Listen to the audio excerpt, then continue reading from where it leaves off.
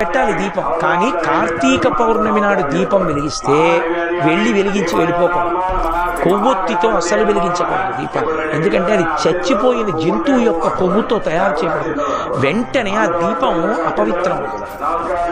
కాబట్టి కొవ్వొత్తులతో వెలిగించకూడదు, అగ్గిపుల్లతో వెలిగించకూడదు.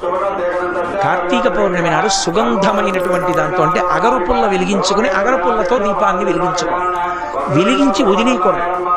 దాంట్లోకి వెంటనే అక్షతలు తీసుకుని చేత్తో పట్టుకుని దామోదరమావాహయామి అని కానీ త్రయంబకమావాహయామి అని కానీ 2 మాటలలో ఏదో ఒకటి చెప్పాలి. అంటే దామోదరుణ్ణి కానీ త్రయంబకుణ్ణి కానీ దీపం మీదకి ఆహ్వానం చెయ్యాలి.